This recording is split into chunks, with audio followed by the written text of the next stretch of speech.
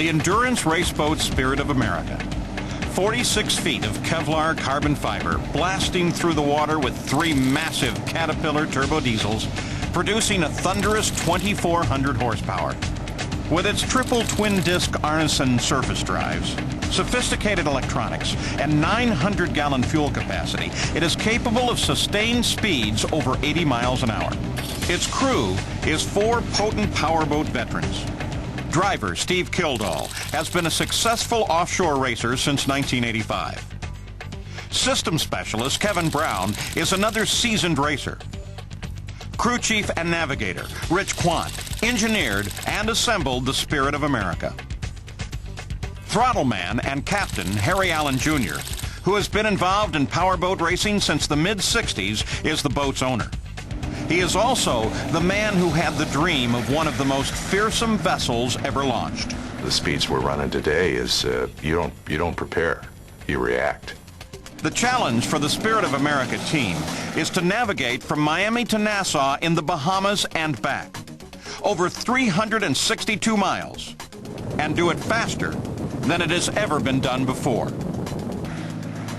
They begin at Government Cut, off the southern tip of Miami Beach. From there, they will head 51 miles nearly due east to North Rock, just to the north of Bimini Island. Adjusting to the south, they will push for 39 miles more to the shallow waters of Mackey Shoals. Then, about halfway to Nassau, they will again adjust south, traveling 34 miles toward the choppy waters of Northwest Channel. 57 miles later, they'll be in Nassau Harbor, halfway through their journey, where they will turn around and head back. If all goes well, the Spirit of America will be back in Miami in 4.5 hours, setting 3 world records. The Miami to Nassau race historically represents one of the ultimate challenges to powerboat teams. Started in 1956, the race quickly established itself as one of the premier offshore events. Called the world's most rugged ocean race, it has dictated victory and defeat to the sport's elite racing teams. 38 minutes into the run, craft and crew are performing flawlessly. They come to their first turn at North Rock, avoiding dangerous shallows that could damage the boat's hull or drive. The Spirit of America began as the dream of Harry Allen Jr. Harry's love of boats began before he started working in the marine industry in the mid-60s. I announced to the corporation April 1st of '94 that we were going to build this high-performance race boat. We were going to set an example of quality, engineering excellence, and performance. And it was not only going to be for our industry, but it was going to be for our employees. The design and production process of the boat was a little more challenging than we had anticipated. We were essentially taking off-the-shelf components from manufacturers like Cat and Twin Disc and trying to utilize them in an application where they were not essentially designed for. We were trying to push these components to their engineering limits in an environment that was a little more harsh than what they would typically experience in a normal marine application. The Caterpillar 3196 engine was chosen primarily due to its high horsepower and its low weight relative to the other diesel engine manufacturers that are out there today. The Arneson and Twin Disc products were chosen for this boat because of their proven reliability and durability, and we felt in order to accomplish the goals that we had set for ourselves with this boat, they were the only choice for this particular application. The engine work for the boat was done by Bobby Chan at Ringhaver Equipment in Orlando, Florida.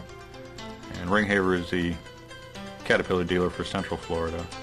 And Bobby's had a vast experience with modifying production Caterpillar engines for higher performance, especially in planing craft such as ours. At the Northwest Channel, the Spirit of America is 3/4 of the way to Nassau Harbor, just slightly ahead of schedule. Avoiding jagged, hull-tearing coral heads, the crew will capture the first record if they can maintain their current 80-mile-an-hour speed. It was decided that the Spirit of America's first challenge would be a record attempt between Toledo, Ohio, and Buffalo, New York. The intervals on Lake Erie at that day were out of the northeast. We were hitting just every second, and our mechanic was along with us. They interviewed him after the race. They said, "Well, Eric, what'd you think?" He said, "I thought the boat was going to break in two." Quite frankly, I was worried about the boat falling apart too. Fortunately, about 30 miles west of Buffalo, she started to calm down. By the time we got to Buffalo, it was almost dead calm. Spirit of America set the Toledo to Buffalo record of 3 hours, 3 minutes, and 26 seconds. By now, the crew was beginning to feel comfortable with the craft. They decided to take on the next challenge, Tampa to Miami. We made 3 attempts at that record before we made it. The first attempt that we had, we ran into some problems with a contamination in the fuel system, which forced it to shut down after the first hour of running. The second attempt, Mother Nature was against us on that one. We ran about half an hour, ran into a fog bank that we just could not continue to run in at any kind of a safe speed, so that attempt was aborted. The third attempt, there was a mechanical problem with our engine mounts. Turned out that a supplier had pulled the wrong mounts for us, and they were not up to the challenge that we were putting them through, and we were forced to abort that attempt. On the fourth attempt, all of the systems, the weather, and good luck was in our favor. We were successful in setting that record on our fourth attempt. Their second world record, Tampa to Miami, Suncoast to Gold Coast, in 3 hours, 56 minutes, and 36 seconds. With 2 world records, the Spirit of America team now felt it was time to take on their biggest challenge yet, the Miami to Nassau run. The Miami-Nassau-Miami race is the granddaddy of them all. It was the first race of major consequence. It's the first race that involved the high-performance offshore hulls, and it's the one that has all the ingredients for failure if you're unlucky or you don't get the job done well. Eyes peeled to avoid heavy harbor traffic, the Spirit of America tears into Nassau Harbor, now poised to smash 3 separate world records. At 2 hours, 16 minutes, and 18 seconds, they capture their first, the Miami to Nassau Speed Run, a record dating back to 1975, when Rocky Aoki sprinted the distance in 2 hours and 24 minutes.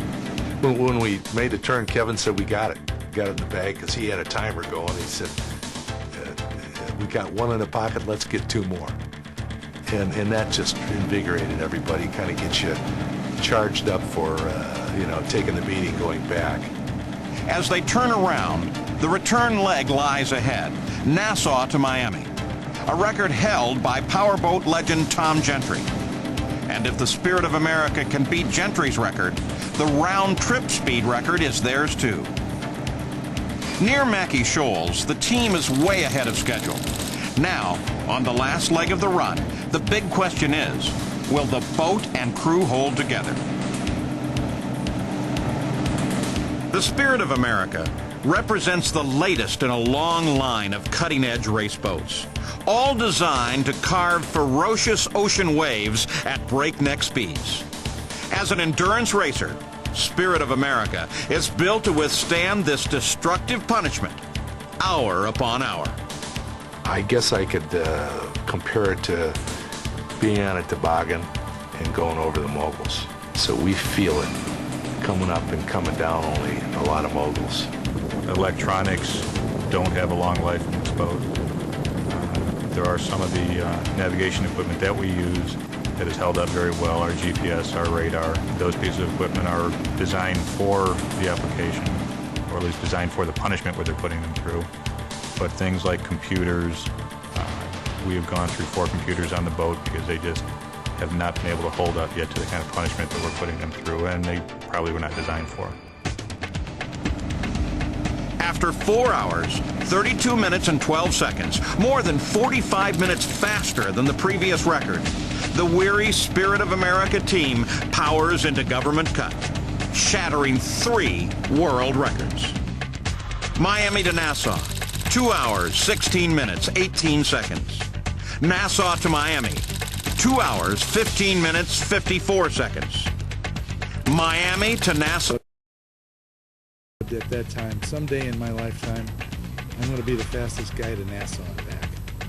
And my goodness, if we didn't do it today. I was just thankful, and kind of probably reviewing in my mind all the people that played a role.